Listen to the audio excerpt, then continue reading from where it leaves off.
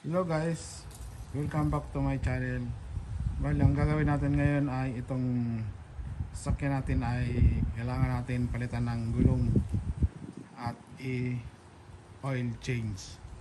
Kasi mag-winter na, so kailangan palitan ng gulong at yung oil naman is up to date na. So kailangan natin yun every 6 months at least para hindi masira yung sasakyan. So simulan na natin. So ayun guys, bali alam mo kung bakit kailangan change oil kasi madumi na yung oil na, may itim na. Bali ito yan. So pag tinignan nyo, yan. So may itim na siya.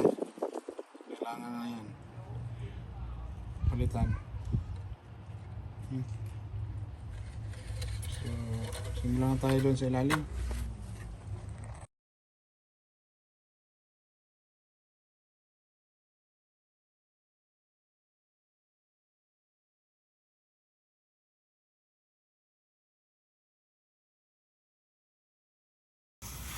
Ito, bali yung ilalim natin.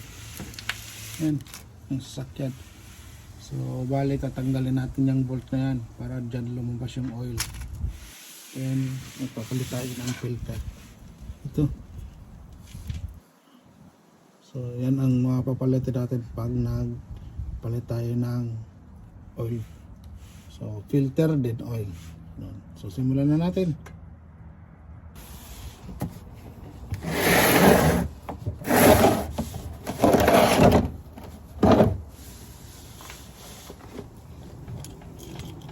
So, bali guys, gagamit tayo dito ng 916 na ratchet. So, para madali lang siyang matanggal.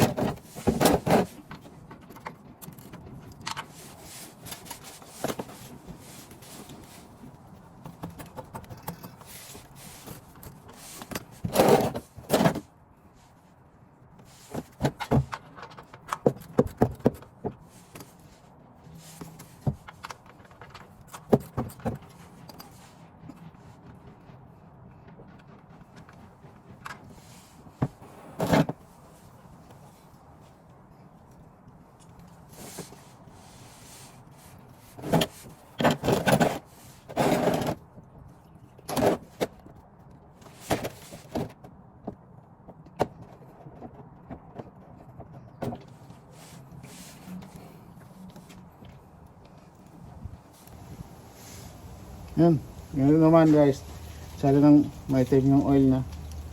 So wag natin antay na mas umitim pa dito. So synthetic oil ang ginagamit ko, pero at least 6 months kailangan palitan yan para hindi masira yung makina natin. So yan guys, after konti na lang, tatanggalin naman natin yung oil filter.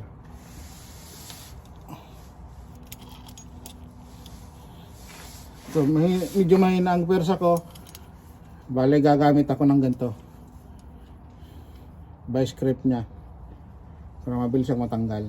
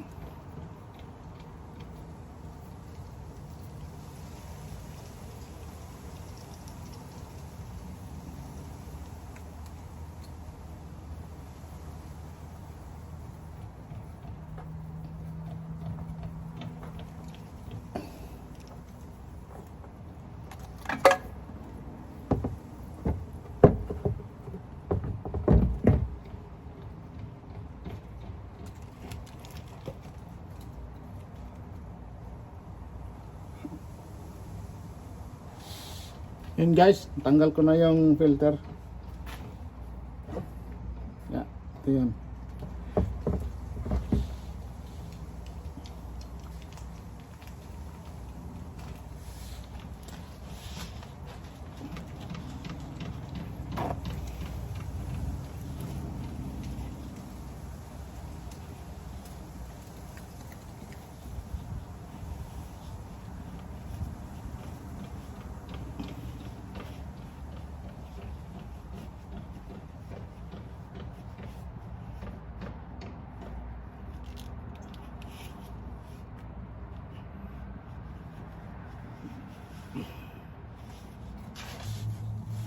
So yun guys, tapos na mag-drain yung ano niya, yung oil. So bali ang gagawin natin, iwa-washing natin siya. So bubuhusan natin siya ng malinis na oil para yung mga natitirang oil na madumi ay matanggal. So yun.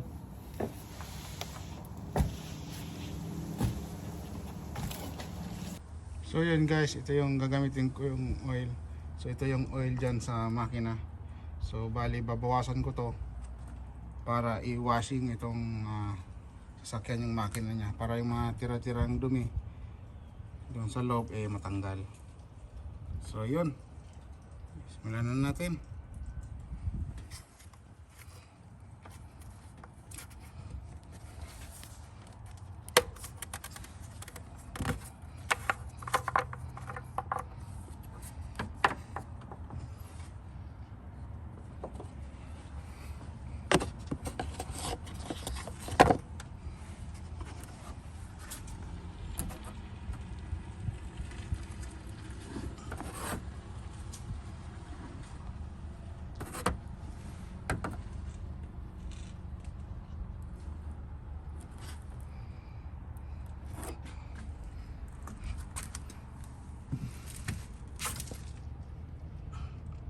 Yan, umagos na siya dun sa ilalim. So ganyan yung pag-washing.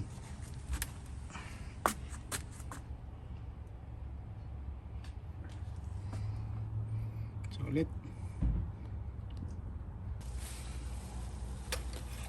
Itong stick, kailangan ko din linisin kasi may mga natitira-tirang dumi dyan. So pupunasan ko lang yan para talagang malinis siya. Then isa pang wash.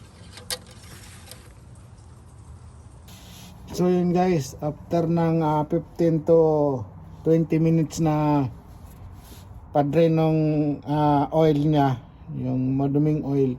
So takipan na natin para ilagay na natin yung bagong oil and filter. So simulan natin.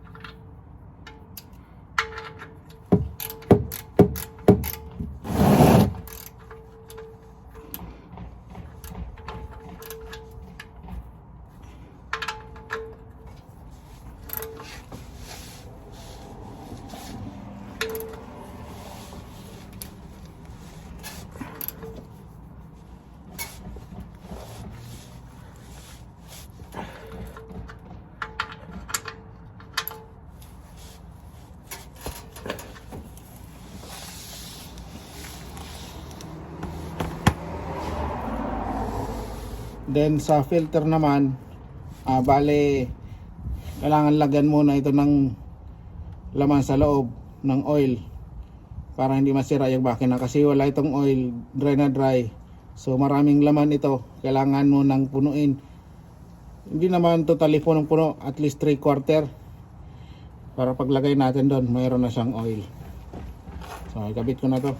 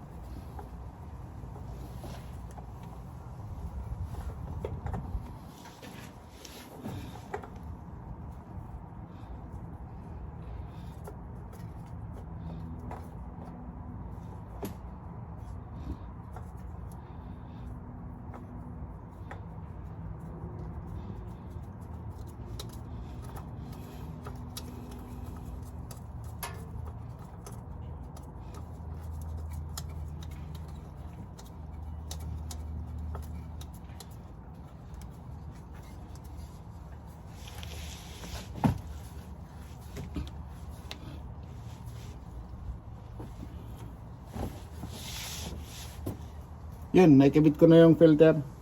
Bali, hand fit lang yan. Hindi masyadong, hindi mo na kailangang gamitan ng tools. Kasi baka masira siya. So, gamitan nyo na lang kamay. Hanggat kaya mong higpitan, yun. Okay na yun. So, yun, tapos na. So, kung nakita nyo sa video, is 4.3. So bali ito 5 liter ito. So ginamit ko siya sa washing niya, then dun sa filter niya. So tingin ko enough na to yung 5 liter.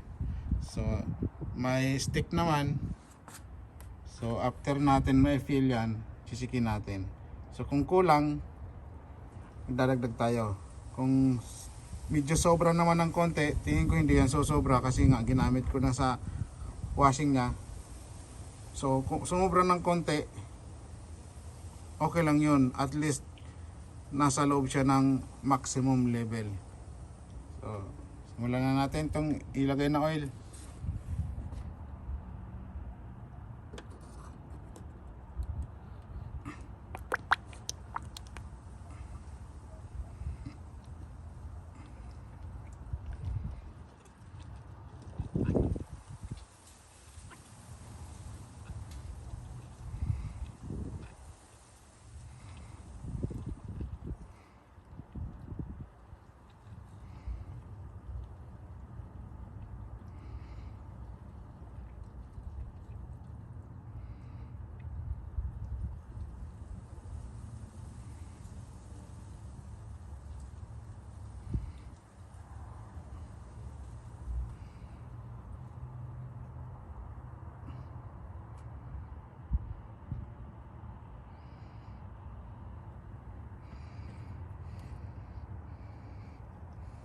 Yun, tapos na.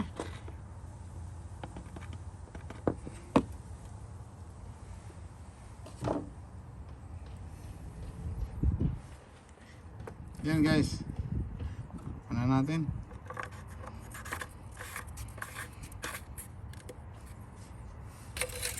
Mapapansin nyo guys, pagdating dito sa stick nya, yan, masyado siyang mataas.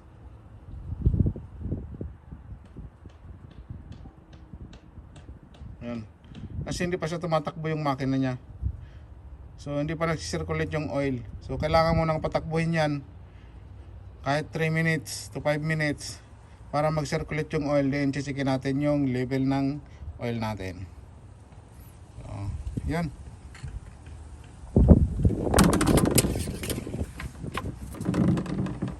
Yun guys, start na natin.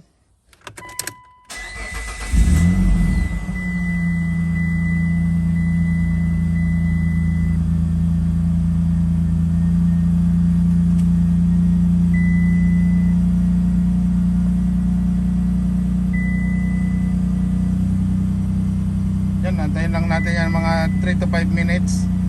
Then i-check na natin yung level ng oil niya. Yun, bali naka 4 minutes na, almost 5 minutes na siyang tumatakbo. So papatayin na natin yung makina.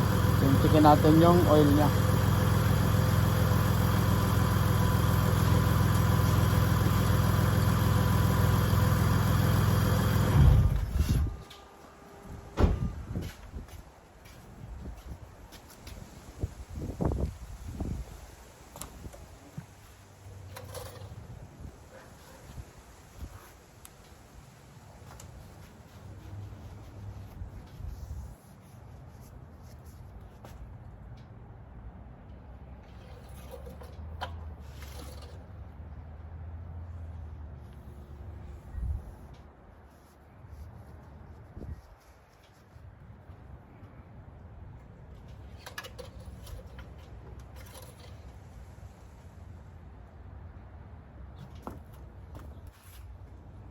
Yan guys, bali yung maximum niya yung pangalawang butas.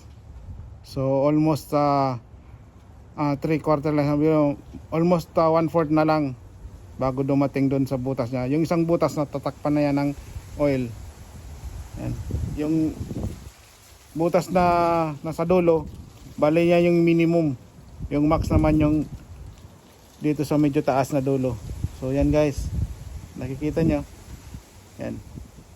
So mean to say okay yung oil natin. So enough na. So hindi naman siya sa maximum, hindi naman siya sa minimum. It's more than half siya. So yun guys. Bale successful na yung oil change natin. So magpalit naman tayo ng tire niya kasi mag-winter na. So kailangan natin magpalit ng winter tire.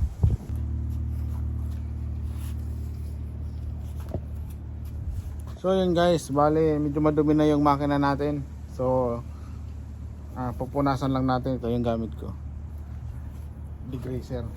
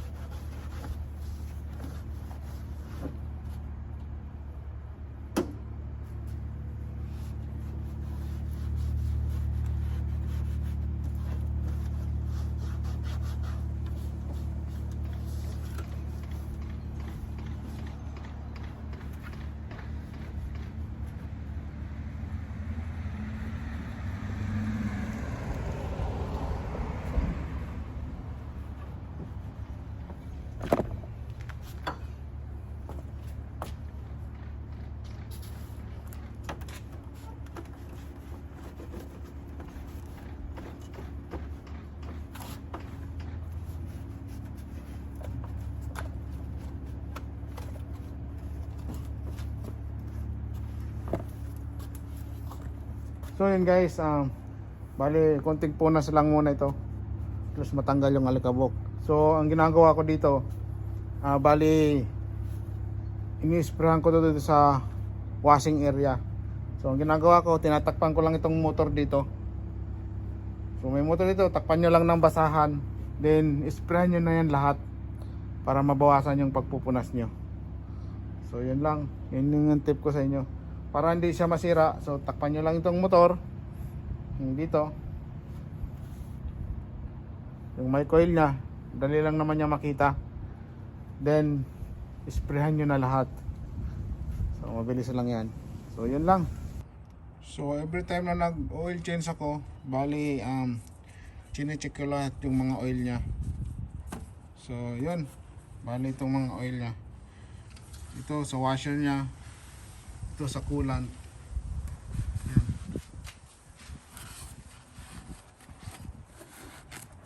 Bali, ito yun. So, titingnan ko lang siya kung low or nasa max. Kung low siya, so dadagdagan ko siya. So ngayon yan, nasa middle pa naman. So I'm keep on watching that. So ito, okay pa naman.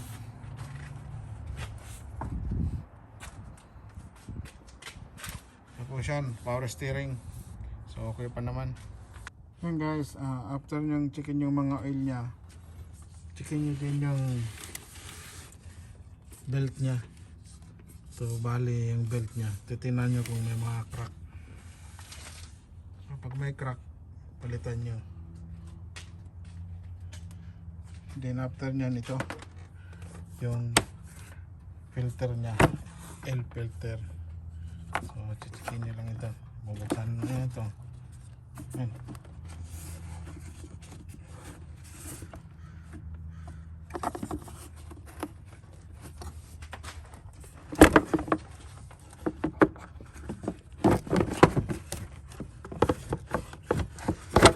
Yan.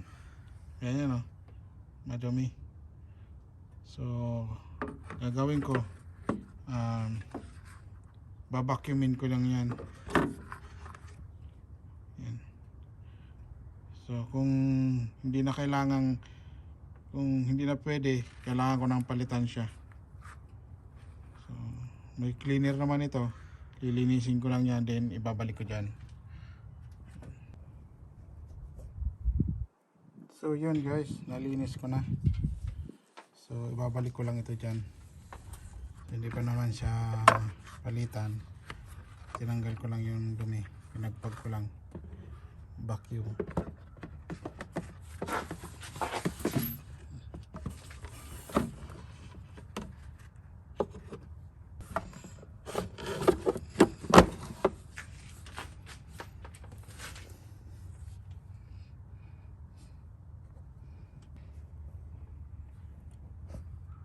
So yun guys, naikabit ko na. So, dali lang ito. Lalak lang yan. Yan. Tapos na.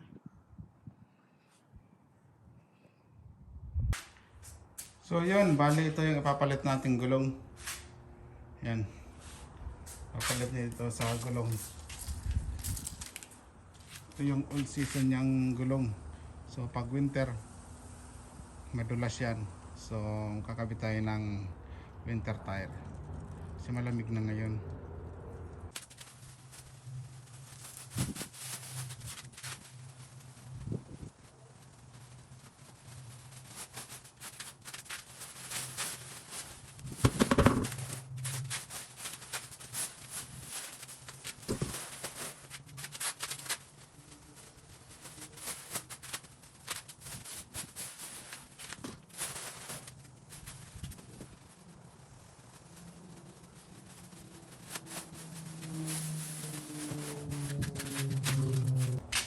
So yun, bale ang pagkakabit niyan, may pangalan naman to kung ano yung rotate niya. Pwede siyang sa likod o kaya sa harap, pero yung rotation ng gulong dapat pa ganyan. Meron naman yan eh, may tanda naman. So tingnan na lang, then para hindi kayo magkamali. Easy lang yan, nandiyan lang naman yan eh. So yan lang guys, simulan na natin. Tatanggal, luluwagan muna natin ito para hindi siya mahirapan na tanggalin.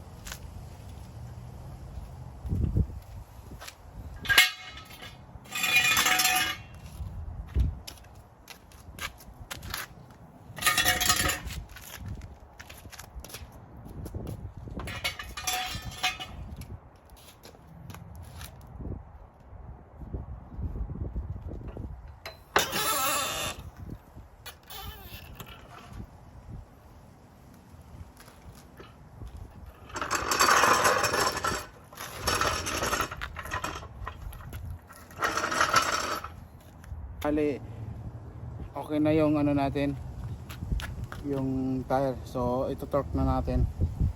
Bali base doon sa ano niya 70 pound yung torque niya.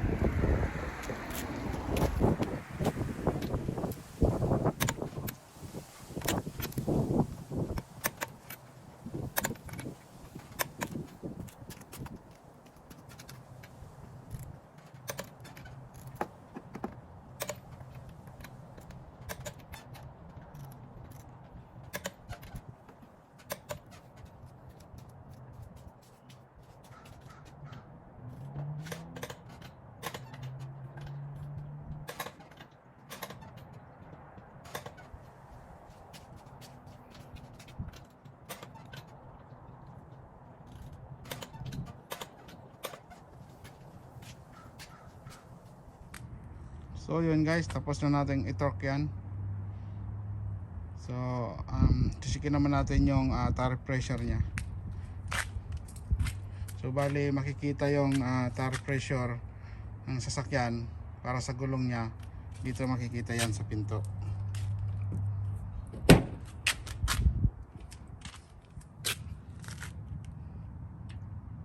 Yan. Sabi 32 PSI sa harap tsaka sa likod. So yan, checkin na natin.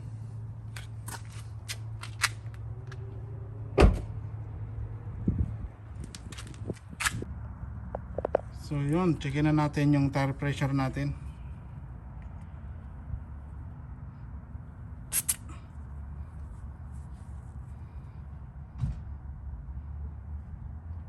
Yan 25, bali 27 lang siya, dapat siya 32.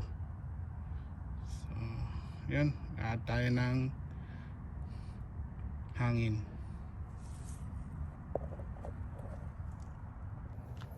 Yun, simulan na natin yung lalagay ng hangin.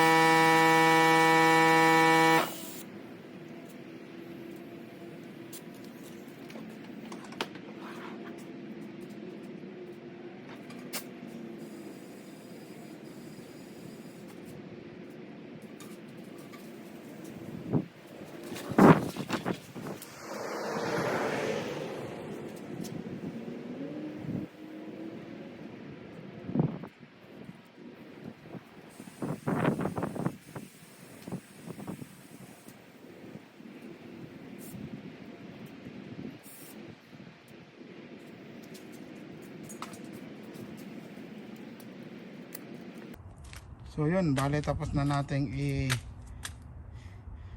fill up ng hangin. So bale ito na yung sukat nya. Try natin ulit.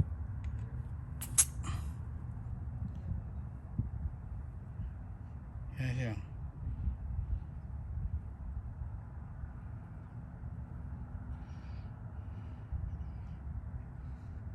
Nasa 34 siya, pero okay lang yan kasi pag lumamig lalambot ulit siya. So pag mainit tumataas yung pressure nya, pag malamig naman bumababa. So ginawa kong 34 siya, so okay lang yan kasi malamig naman dito, pang winter tire itong gulong natin. So pag malamig na bababa yan. So ganyan ang nilagay ko. So bye, yun lang. So ito na yung gawa natin for today. So yun guys, tapos na nating i-oil change sa kapalitan ng gulong. So bale yung oil change niya, kailangan may i-reset tayo dito. So pag in-start nyo yung sakyan, bale ganyan ang magiging hitsura niyan. So yun o, may lumalabas siya. Kailangan i-reset yan, dapat wala yan eh. So pag reset nyan, ganito lang gagawin natin. Turn off lang yung sakyan.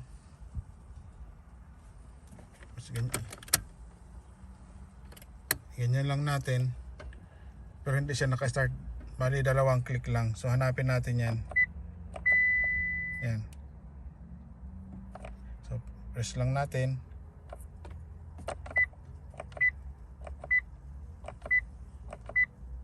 Yan,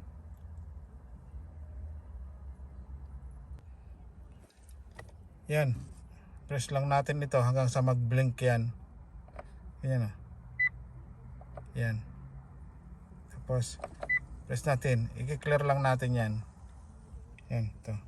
Sa info yan mahanap. Yan, bali 0 na siya. So yan siya.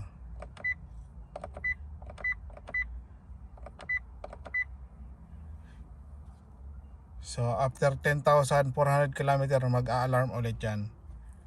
So meaning to say, kailangan na naman siyang oil change. So pag in-start nyo, bali ganyan. So wala na yun, lalabas na alarm. So yan, wala na. Wala nang alarm niya. Kita nyo, wala na siyang lumabas na alarm. Yan, wala na siyang nagbi-blink dyan na alarm. So ganyan lang yung paggawa niyan. So pag lumabas na yon, i-reset nyo lang para mawala yung alarm niya. So, bali pag start nyo, ganyan dapat ang lalabas. Ulitin ulit natin.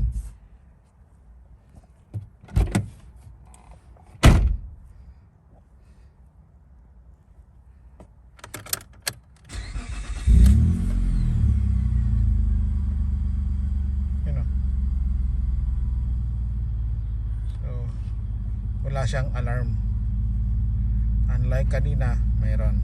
So yun lang, see you again sa next video. Thank you for watching.